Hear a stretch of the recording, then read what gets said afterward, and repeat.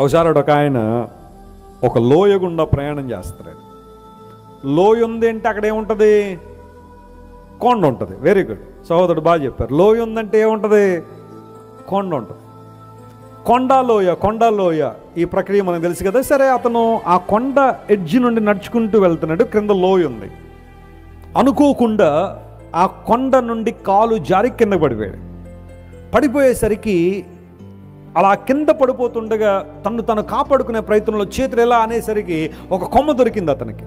ఆ కొమ్మ పట్టుకున్నాడు. మీరు ఆ చిత్రాన్ని ఊహించండి. కింద లోయ, పైన కొండ, మధ్యలో సహోదరుడు ఏం పట్టుకున్నాడు? కొమ్మను పట్టుకుని వేలాడుతున్నాడు. ఎంతసేపు ఉంటాడో తెలియదు.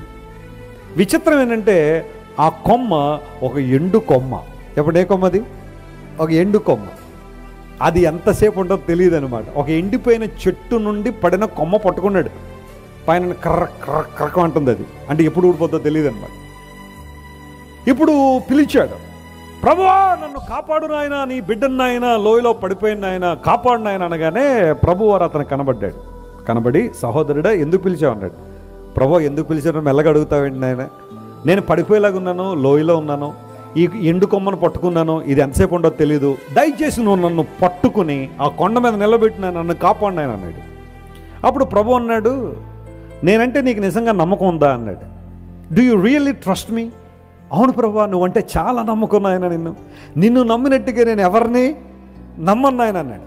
అప్పుడు దేవుడు అన్నాడు, నువ్వే కనుక నన్ను నమ్మితే కనుక ఆ కొమ్మ వదిలే, నేను కాపాడుతాను అన్నాడు. ఏం మాట్లాడుతున్నావు ఆయన? కొమ్మ వదిలేలా? అప్పుడు నువ్వు నాకు కాపాడతావా? నువ్వు కాపాడకపోతే నా పరిస్థితి ఏంటి? లేదు, నేను అలా చేయను, నేను నిన్ను ఎప్పుడు మోసం చేయను. నా మీద నాకు నమ్మకం ఉంటే కొమ్మ వదిలే, నేను ఆల్రెడీ నా చేయి కింద పెట్టాను, నేను కాపాడుతాను. నేను వదలను ఆయన. అసలు జరిగే పనే కాదు అది. నేను అలా కొమ్మ పట్టుకుని ఉండగానే నువ్వు నన్ను ఏం చేయము? పట్టుకోనుము. అది వర్కౌట్ అవ్వదు నాయన. నువ్వు ఆ కొమ్మ వదిలితేనే కానీ నిన్నేం చేయను, నేను పట్టుకోను. వీడేమో కొమ్మ వదలట్లేదు. ఎందుకోసం తెలుసా? వదిలేశానంటే దేవుడు పట్టుకోకపోతే నా పరిస్థితి ఏంట? ఇప్పుడు అడుగుతున్నాను, నీ జీవితంలో కొమ్మ ఏంటి చెప్పు? నీ జీవితంలో కొమ్మ ఏంటి? ప్రభువు నీకు మేలు చేయాలని పిలుస్తున్నాడు, నీకు రక్షణ ఇవ్వాలని పిలుస్తున్నాడు, మోక్ష రాజ్యం ఇవ్వాలని దేవుడు ఆశిస్తున్నాడు, సంతృప్తిని, సమాధానాన్ని, శాంతిని దేవుడు నీకు ఇవ్వాలని, నీ జీవితంలో ఒక అర్థాన్ని ఇవ్వాలని, నిత్యత్వాన్ని వారసత్వంగా నీకు ఇవ్వాలని ప్రభు పిలుస్తుంటే ఏ కొమ్మ పట్టుకుని ఉండిపోయావు?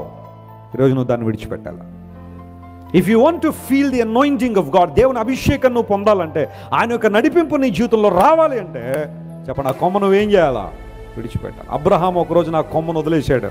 ఆ కొమ్మ పేరేంటో తెలుసా? కల్దీ దేశం అనే కొమ్మను ఏం చేశాడు? వదిలేశాడు. దేవుడు చెప్పాడు, అబ్రహామా నేను దీవించాలంటే నేను చూపించే దేశానికి వెళ్ళు. Leave your house, leave your father's house, leave your country and get in the place that I'm gonna show you.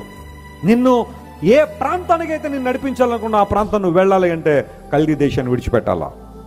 Abraham కల్దీ దేశాన్ని విడిచిపెట్టాడు కాబట్టే కనాను దేశంలోకి రాగలిగాడు. Praise the lord.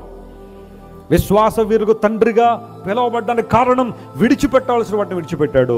ఎలీషా 12 అరకల ఎడ్లను, తనకున్న భూమిని, సమస్తాన్ని విడిచిపెట్టి దేవుణ్ణి వెంబడించడం ప్రారంభించాడు. కాబట్టి ఎలీషా ప్రభావితం కలిగిన ప్రవక్తగా ఆ కాలంలో దేవుని సేవ చేయగలిగాడు.